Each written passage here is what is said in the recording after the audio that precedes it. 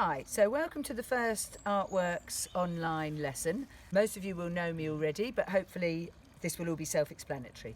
So again, by the time you look at this video, you should have already read the lesson plan and hopefully be familiar with Andy Goldsworthy's work.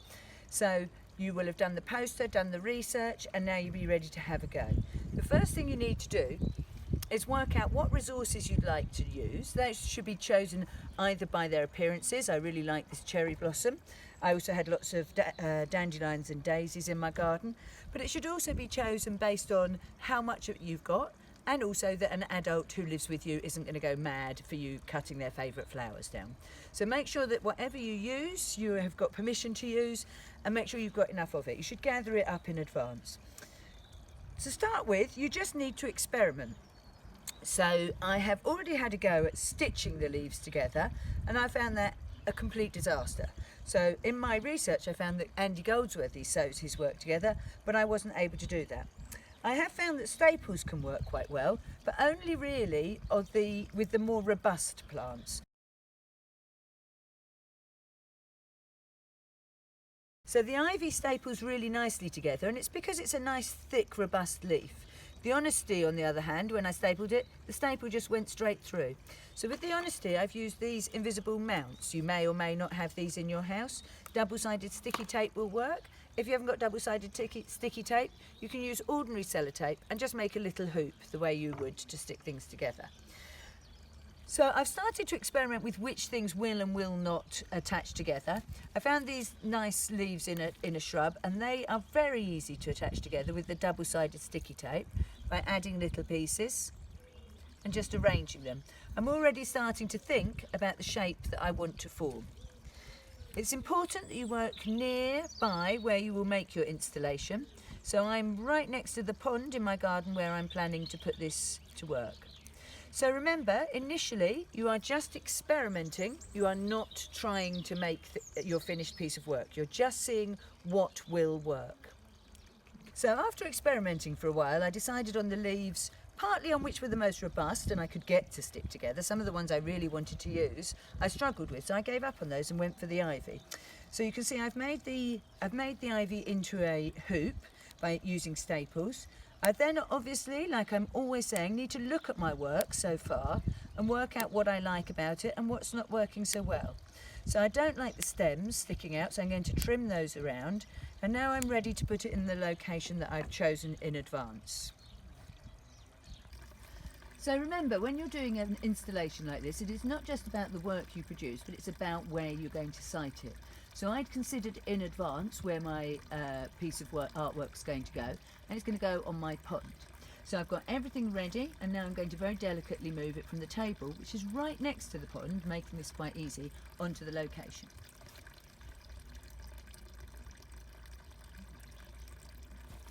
So because the nature of this work of art is ephemeral, it's not going to last forever, part of the effect of it is what happens when you site it. So I'd made sure my goldfish were nice and hungry, and taking a photo of them coming up to the hoop is part of what I wanted to achieve. So I'm actually going to add some food to the centre, making the goldfish part of the work of art.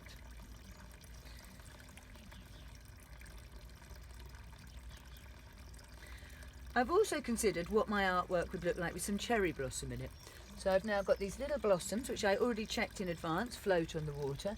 And I'm going to add these, pinching them off slightly, oops, make sure I get them the right way up, into the artwork. Goldfish being quite zealous now. I think they fancy eating the cherry blossom too. And I'm going to just carefully position all my flowers on the top. Remember, as the artist, you have to decide when your work is finished. Do you want it completely covered in blossom, or do you think it looks better with just a few? I really like the effect of the goldfish coming through, and so this is the point at which I might take some photos of my work to keep prosperity. Steady up, goldfish.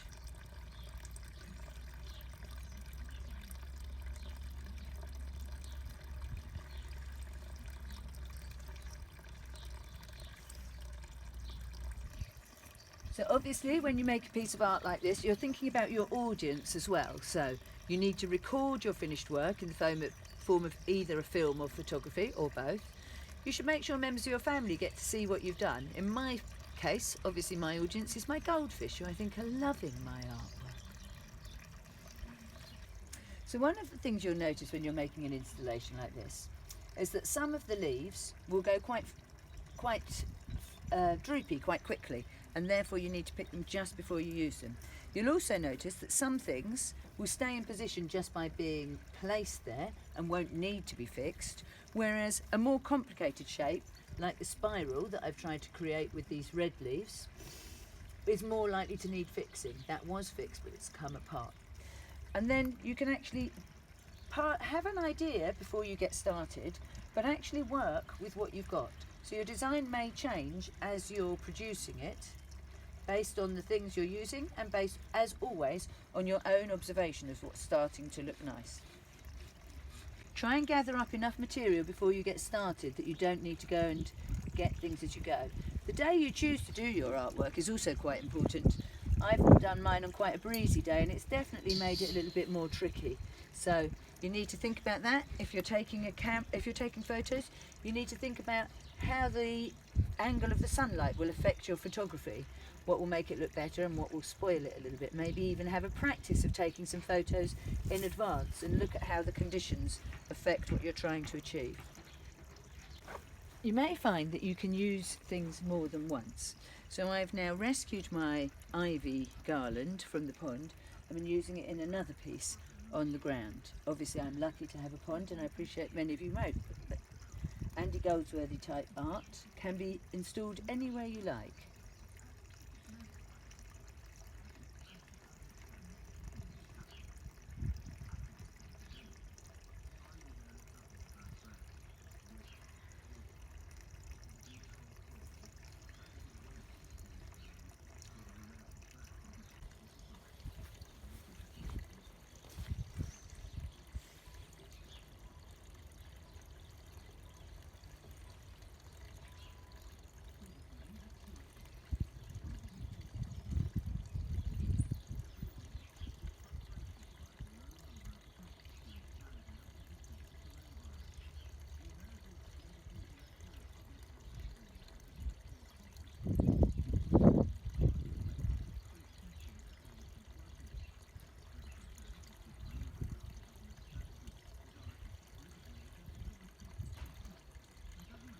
So this is the end of the video. I hope you've enjoyed looking at Andy Goldsworthy's work and also producing your own installations. And I hope you've enjoyed watching us have a go at it as well. This video was aimed to be used alongside my written lessons, which are available on my website, which is www.andreafarndonsartworks.co.uk. So enjoy yourself, and you can always go out and make another one.